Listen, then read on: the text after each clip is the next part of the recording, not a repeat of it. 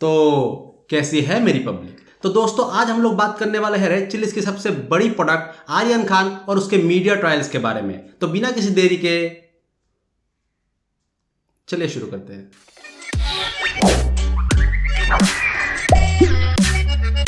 तो इस बार जब 2 अक्टूबर को शराबी समाज ड्राई डे मना रहा था तो आर्यन खान पकड़े गए क्रूज के ड्रग बस केस में। रिप्लाई में आर्यन ने बोला शाहरुख का बेटा हो चूतिए, बीड़ी थोड़ी पीऊंगा। देखो ये तो अब तक क्लियर नहीं है कि आर्यन ने ड्रग्स लिया था कि नहीं लिया था, लेकिन अगर लिया भी होगा ना तो उसमें आर्यन की गलती नहीं है। अब ड्राई डे के दिन आदमी सूखा नशा ही करेगा ना।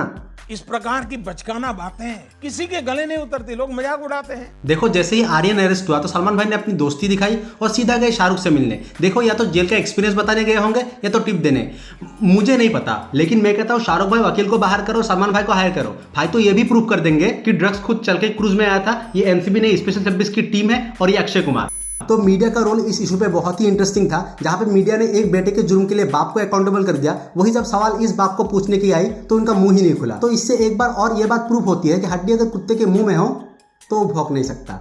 मर्यादा रखिए, थोड़ी मर्यादा रखिए।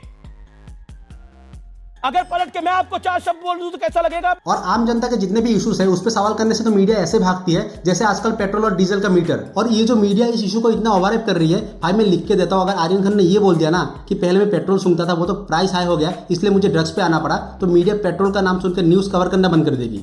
एक तरफ मीडिया ने ओवरहाइप किया तो दूसरी तरफ कुछ क्रांतिकारी निकले शाहरुख खान का बॉयकॉट करने। चवन्नी जी लिखते हैं, I am boycotting all this brands which are endorsed by Shahrukh Khan. Below the list: Big Basket, Hyundai India, Frooti, D Decor diaries, Fair and Handsome, ICICI, Food Panda, Reliance Jio and Dubai tourism. देखो पहली बात, अगर रिलायंस जियो ban हुआ ना तो तुम्हारा पूरा existence खतरे में आ जाएगा, क्योंकि तुम्हारा जो मालिक है उसका मालिक रिलायंस का मालिक है। और दूसरी बात, तो फेयर एंड हैंडसम का बॉयकॉट करेगा। भाई देख, अगर उनको पता चल गया ना कि तू उनका क्रीम यूज करता है तो वो क्रीम बनाना छोड़ के आटा बनाना शुरू कर देंगे। और लास्ट में भाई साहब लिखते हैं, बॉयकॉट ऑल एसआर के रिलेटेड ब्रांड्स। देख बायजूस ने 2 दिन के लिए एड पोस्ट किया था, तीसरे दिन मूड दिया तुम्हारे बॉयकॉट पे। वो शाहरुख खान है, उसको ब्रांड्स की नहीं, ब्रांड्स को उसकी जरूरत है। I have not come here to compete. I've come here to rule. और सबसे गंदी बात यह है कि मीडिया ने बंदे की मीडिया ट्रायल शुरू कर दी, जो कि गलत है। लेकिन मेरी प्रॉब्लम वो भी नहीं है। देखो सुपरस्टार का बेटा हो या आम आदमी का बेटा, क्राइम क्रूज पे हो या कार पे, लॉ सबके लिए समान है जब तक तुम्हारा बाप पॉलिटिशियन ना हो। फिर तुम किसानों पे गाड़ी भी चढ़ा सकते हो और जब तक पॉलिटिकल प्रेशर ना बने बिना अरेस्ट हुए घूम भी सकते हो। और इस पे मीडिया ना सवाल करेगी ना आउटरीच।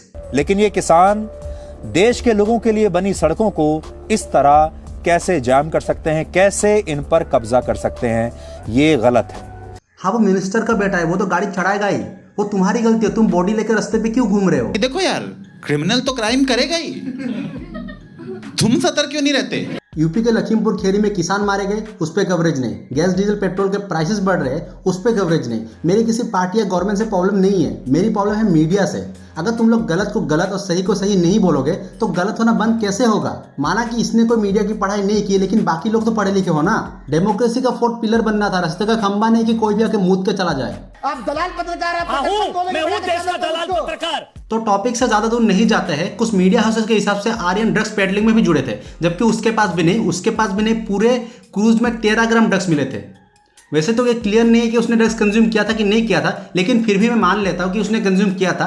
लेकिन 13 ग्राम ड्रग्स की पेडलिंग, वो शाहरुख खान का बेटा है, वो एक शिप खरीद सकता है। तुमको लगता है वो 13 ग्राम ड्रग्स बेचने इस शिप में जाएगा? शेक्सपियर ने कहा था कि what is in the name. Shakespeare साहब, अगर बाप का नाम शाहरुख खान हो ना तो 13 ग्राम ड्रग्स भी 3000 kg में भारी बढ़ सकता है। शर्त बस इतनी हो कि आपका नाम अडानी हो और मीडिया बिकाओ। और शाहरुख भाई क्या हरकत है, पहले आप एप्पल के ब्रांड एम्बेसडर हुआ करते थे, अब सीधा एप्पल से विमल।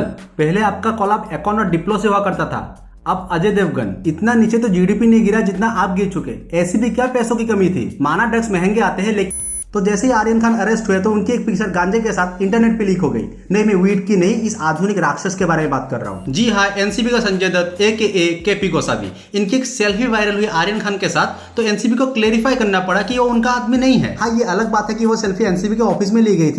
चलो हम मान लेते हैं इसका एनसीबी के साथ कोई कनेक्शन नहीं है और इसके ऊपर 3 लाख रुपए का फ्रॉड करने का कोई केस भी नहीं है। तो ये एक प्राइवेट डिटेक्टिव है जिनको देखा गया था अरबाज को एस्कॉर्ट करते हुए ड्यूरिंग द रेड, और वहां पे बीजेपी के मेंबर भी थे। हालांकि उस मेंबर ने गोसावी के साथ कोई भी लिंक होने से और उसको पहचानने से मना कर दिया था। वैसे तो ऑक्सीजन की कमी की बात भी नकार दी थी, तो ये कोई बड़ी बात नहीं है, क्योंकि लास्ट में दोस्ती यारी की पिक्चर बाहर आ ही गई। जनता को आप मूर्ख समझना बंद कर दीजिए। अब सवाल यह है कि एनसीबी एक सेंट्रल एजेंसी है, उसको अपने रेड में पॉलिटिकल पार्टी मेंबर और प्राइवेट डिटेक्टिव की जरूरत क्यों पड़ी? रेड है कि आईपीएल ऑक्शन? और शाहरुख भाई क्या हरकत है, पहले ऑक्शन में नशे होते थे, अब शिप में भी।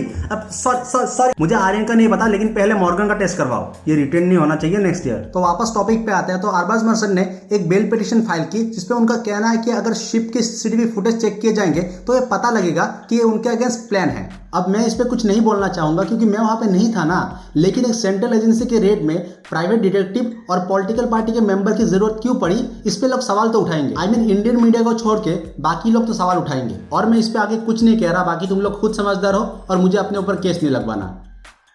अब मुझे नहीं पता कि आर्यन खान गिल्टी है कि नहीं, और मैं उसको डिफेंड भी नहीं कर रहा, लेकिन अगर वो गिल्टी है तो उसको सजा मिलेगी, अगर वो गिल्टी नहीं है तो ही शुड बी फ्री। मेरा कहना बस इतना है कि बेटे के जुर्म के लिए बाप को हैरेस करना बंद करो, और जितना इंपॉर्टेंस इसको दिया है उतना इसको भी दो। और हाँ, मीडिया ट्रायल्स बंद करो, ट्रायल्स के लिए कोर्ट है हमारे देश में। बाकी तुम लोग को क्या लगता है, तुम लोग नीचे कमेंट करो, मुझे इंस्टाग्राम पे फॉलो करो, और अगर वीडियो अच्छी लगी तो वीडियो को लाइक कर दो, शेयर कर दो, चैनल को सब्सक्राइब कर दो।